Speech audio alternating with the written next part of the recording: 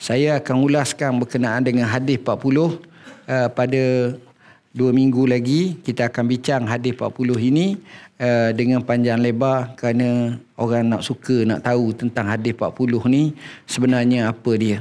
Hadis 40 ni adalah hadis yang dikaryakan oleh Imam Nawawi rahimahullah, seorang ulama yang luar biasa daripada mazhab Syafi'i, yang lahir sekitar tahun 630 Hijrah, yang meninggal sekitar tahun 674 ataupun 70 Hijrah, dalam usia 40 tahun ataupun kurang daripada 45 tahun. Dan Imam Nawawi lahir di Nawa, satu perkampungan berhampiran dengan Damsyik, lebih kurang 50 km. Dia kampung sangat. Jadi Imam Nawawi ni daripada kecil lagi Allah ilhamkan kepada dia dengan kerajinan belajar. Seorang tua datang soleh, dia tengok Imam Nawawi menangis masa kecil. Dia main dengan budak-budak tak suka main dengan dia. Budak tak suka main ni ada dua sebab. Sebab jahat telajuk atau baik telajuk. Jadi dia terlalu baik. Jadi dia dekat dengan abah dia kedai jual kedai kecil, kish kita panggil. Datang orang alim ni tengok muka dia kata budak ni akan datang amat hebat pada masa akan datang. Bila dengar macam tu, orang kata adakah wahyu turun? Dia kata tak, firasat. Ittaqu firasatal mu'min fa innahu yanzuru binurillah. Mutakulah firasat orang yang beriman kerana dia tengok dengan cahaya Allah. Dan Imam Nawawi rahimahullah, apa yang berlaku, dia mula belajar dan dia belajar sehingga akhirnya habis guru di kampungnya, dia jadi alim sangat dah. Tak ada dah. Akhirnya dia terpaksa pergi ke kota Damsyik, Syria, merantau. Di sana dia belajar lagi. Dan dia belajar dengan kesungguhan. Dia belajar dengan Mufti Tajuddin yang digelar sebagai Farqah. Dia belajar dengan Abu Syamah yang digelar sebagai Syekhul Muhaddisin yang terkenal. Abu Syamah Asy-Syafi'i yang alim, yang hebat, yang telah mengkaryakan banyak karya yang hebat, dan dia digelar sebagai Mahaguru di Dar Al-Hadis Al-Ashrafiyah, dekat dengan Jami' Umawi, dekat je, tak jauh mana. Jadi Imam Nawawi ni dia belajar setiap hari dia belajar 12 mata pelajaran. Bukan macam kita lah 40 minit, 30 minit. Dia mungkin satu pelajaran tu kadang-kadang sejam, 2 jam, kadang-kadang setengah jam. Dia belajar je, dia baca. Sehingga akhirnya Allah jadikan dia ulama yang hebat. Dalam usia yang amat muda, dia telah menggantikan Mahaguru, guru yang terkenal Abu Syamah, dan dialah yang menjadi guru besar utama ataupun Syekh Al-Hadis di Dar Al-Ashrafiyah, Darul Hadis Al-Ashrafiyah. Imam Nawawi rahimahullah, Allah bagi dia rajin semayang, rajin ibadat, kuat sangat. Allah jadi dia ni orang yang zuhud sangat. Dia tak makan apa-apa ni melainkan dia makan yang betul-betul halal. Hak syubhah-syubhah, buah-buahan di Damsyik tak makan sebab salah milik tanah ni rampasan ni zaman. Jadi dia jaga sangat. Jadi hati dia tu amat bersih. Kitab Tanbih walaupun kecil, dia boleh hafaz kurang daripada 4 bulan. Dia ingat betul-betul. Tapi dia boleh syarahkan. Allah jadi nak tahu orang tu ulama hebat tak hebat, mudah je. Yang pertama, walaupun dia mati lama, dia tetap ilmu dia hidup. Dan salah seorangnya Imam Nawawi rahimahullah. Hidup ilmu Imam Nawawi ni dia pelik. Macam mana dia hidup Imam Nawawi ilmu dia ni? Kalau kita tengok, setiap sentuhan kitab-kitab dia tu adalah menjadi rojokan kepada ummah. Kitab Matan Arba'in, kitab Riyadhus Salihin, kitab Majmu', kitab Raudatul Talibin, kitab hadis, semua dia buat walaupun kecil. Ada beberapa kitab yang dibuat kecil, tapi kitab tu menarik. Bustanul Arifin, dia buat kitab. Dan sentuhan dia ni, dia ulama ni tuan-tuan, dia ramai. Kebanyakan ulama Allah bagi satu bidang. Kita boleh bagilah sebidang. Macam kita kata ulama ni, ni yang faqih, ahli fiqh. Ulama ni hadis, ulama hadis. Tapi Imam Nawawi ni seolah-olah Allah gempalikan sebagaimana Imam Syafi'i yang menguasai dua bidang, hadis dan fiqh. Dari segi itu hak asasnya. Mazhab dalam 4 mazhab kita ni, dia ada mazhab fiqh, utamanya suhu sangatlah. Macam Imam Abu Hanifah. Ada mazhab hadis, utamanya seperti Imam Malik. Ada mazhab hadis, utamanya seperti Imam Ahmad bin Hanbal. Bukan kita kata tidak fakih, jauh dia fakih pada kita. Tapi dari segi kefakihan hak sebenarnya, macam Abu Hanifah ni memang Imam Syafi'i kata fakih fuqaha semua ni murid ataupun anak kepada Abu Hanifah. Kefakihannya mendalam, alimnya mendalam, kehebatannya mendalam. Jadi Allah jadi Imam Syafi'i ni dua-dua dia dapat. Hadis dia dapat, fiqh dia dapat. Dan dia pandai. Sama juga kita tengok macam Imam Nawawi. Imam Nawawi hadis ni pandai, banyak sangat tahu tuan-tuan. Tuan-tuan bayangkan macam mana dia syarah kitab Sahih Muslim. Yang syarah Sahih Muslim ni ramai. Antaranya Qadhi Iyad dan ulama-ulama sebelumnya dan selepasnya. Tapi tak akan menjadi macam syarah dia. Dan syarah dia paling muktamad. Saya pernah tanya pada guru kami Allamah Asy-Syaikh Wahbah Az-Zuhaili, kenapa kamu tak syarah Sahih Muslim? Dia kata lekap. Kali Imam Nawawi syarah cukup. Dia punya detailnya cukup luar biasa.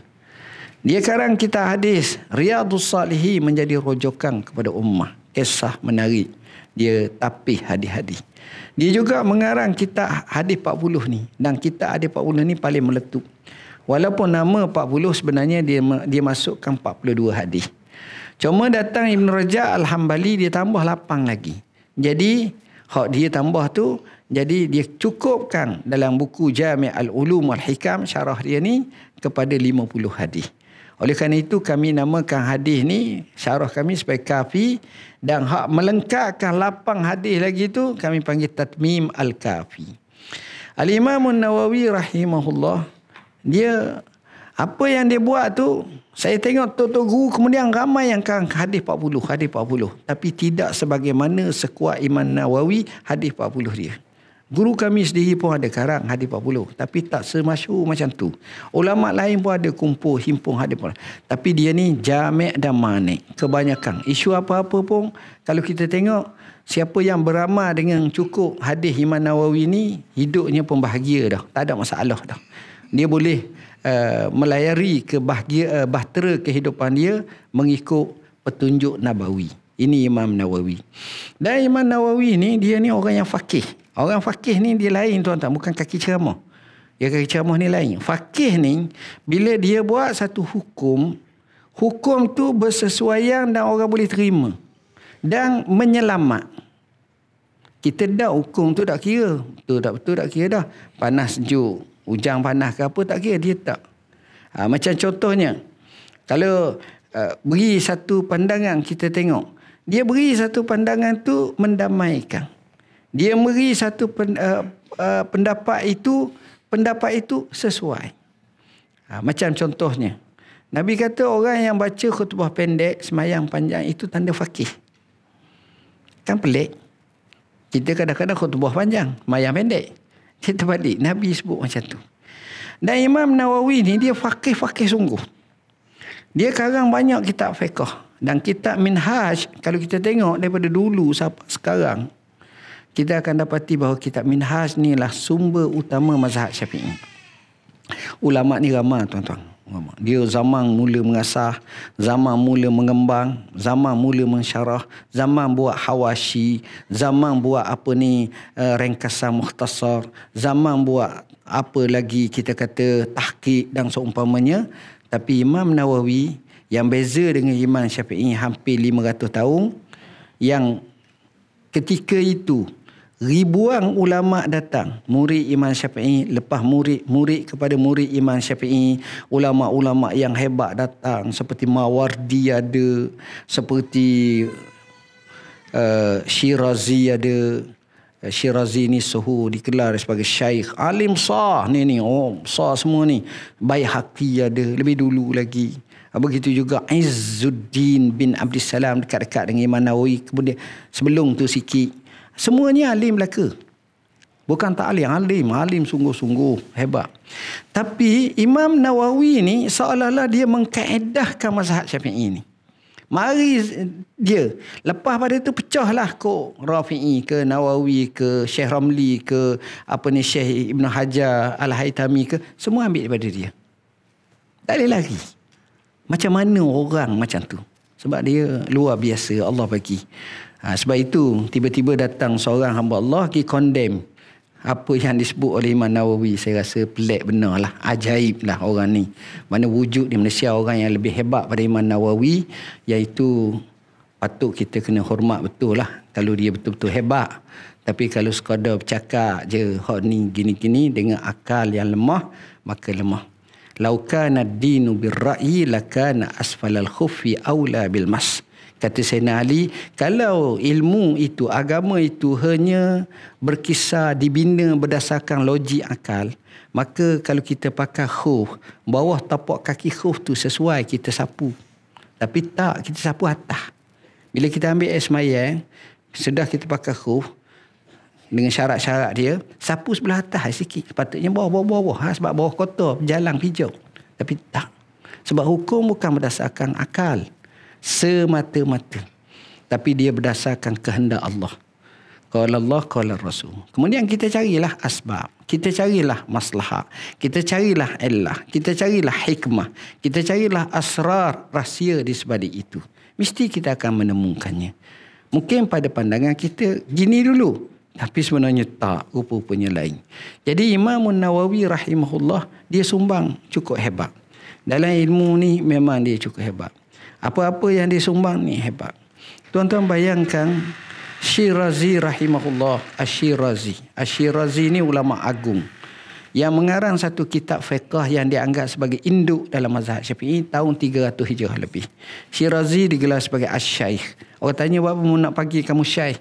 Dia kata, aku mimpi Rasulullah panggil aku Syaikh. Jadi aku suka dipanggil aku dengan Syaikh. Dan kami sebut gelaran ulama dalam buku tu. Kalau sebut syaikh tu apa, syaikhah ni apa, Syekhul Islam tu siapa, qadi tu siapa, qadiyah ni siapa, apa ni kita kata aqdal qudah tu siapa, qadil qudah tu siapa, masing-masing ada istilah. Yang tu kita kumpul dalam buku gelaran ulama dan buku mustalahat fiqhiyah yang dicetak oleh Jakim. Imam Nawawi rahimahullah, dia tengok kitab Muhazzab, dia syarah satu jilid je kitab Muhazzab. Kitab itu telah ditahqiqkan oleh seorang syekh adik kepada Syekh Wahab Az-Zuhaili, iaitu Syekh Muhammad Az-Zuhaili, sebanyak 5 jilid. Cukup menarik. Dia tahqiq. Tapi sebenarnya 1 jilid je. Dia besar macam ni. Apa yang berlaku? Imam Nawawi syarah, dia punya gaya syarah, metodologi yang dibuat tu tak ada habis, dia mati. Kata silap sampai Kitabul Janaiz ataupun jenazah, mati dia. Mati dia. Jadi datang selepas 100-200 tahun kemudian ulama yang rasa boleh jadi dia nak syarah pula, dia pun syarah, sambung. Imam Nawawi syarah namanya Imam Tajuddin As-Subki. As-Subki sambung syarah. Tak ada habis lagi syarah. Dia ikut metodologi Imam Nawawi, dia mati. Lepas dia mati tahun 1970-an, masuk 80-an, seorang ulama Mesir bermazhab Syafi'i yang alim namanya Dr. Ahmad Najib Al-Muti'i. Tolong sambung. Dia sambung tu lengkap sebanyak 23 jilid yang dipanggil sebagai Takmilatul Majmu', menyempurnakan kitab Majmu'. Selesai kitab dia. Tuan-tuan, apa yang berlaku? Pengkaji yang mengkaji dengan insaf melihat bahawa gaya Imam Nawawi tu nak banding dengan Subki jauh. Sebab ilmu tak mampu. Dia bahas dari segi bahasa, dia bahas dari segi hukum, dia bahas dari segi ni dalam detail, tadqiq dan tahqiq. Nak banding pula Syekh Najib dengan Syekh Subki jauh lagi. Itu ilmu, tuan-tuan. Daripada situ orang nampak kerdilnya, sikitnya banding mereka ni. Sebab mereka ni melaut ilmu, tuan-tuan. Tu Imam Nawawi rahimahullah. Tuan-tuan bayangkan dia pergi Mekah, dia buat buku. Dia buat buku. Dia pergi Mekah, dia buat buku. Tajuknya Al-Idah fi Manasikil Haji wal Umrah. Kitab dia lebih kurang dalam 100 muka surat ataupun 200. Gitu je. Kami syarahkan sampai 700 muka surat. Nama Taudih. Kitab dia tu sampai sekarang. Ulama datang bersimpang siur. Buat buku haji macam-macam. Tapi tak boleh tanding. Dia tetap autentik, paling terbaik. Sampai sekarang. Ini maknanya hebatnya Imam Nawawi. Dia kita kata tahun 600 Hijrah. Sekarang 1400 lebih. 1445 Hijrah. Tapi itulah keunggulan Imam Nawawi. Dan Imam Nawawi sejarah menunjukkan dia tak kahwin. Dia mati selepas dia balik buat haji. Lepas dia balik buat haji, dia balik pula dia pergi ziarah Madinah. Balik daripada Madinah, dia pergi ziarah Masjidil Aqsa. Masjid Aqsa dengan Syam tu dekat je. Dulu tak ada sepadan macam sekarang. Ada border, tak ada. Daripada Masjid Aqsa tu dia balik kampung dia. Lepas tu dia mati. Maknanya ini juga mengingatkan kita, orang yang buat haji, dia tidak buat cakap yang tak baik ni. Raja'a kayauma waladathu ummuh. Dia ni pulang sebagaimana pulangnya dia baru dilahirkan oleh ibunya tanpa dosa. Oh, tu hebatnya Imam Nawawi rahimahullahu ta'ala. Jadi tuan-tuan, insya-Allah dalam 2 minggu lagi kita akan bacalah kitab ni, ataupun 3 minggu lagi selain daripada kitab ni, untuk kita tengok hadis-hadis Nabi sallam supaya tidak berlaku lagi salah faham terhadap hadis 40 ni. Akhir kalam pada hari ini juga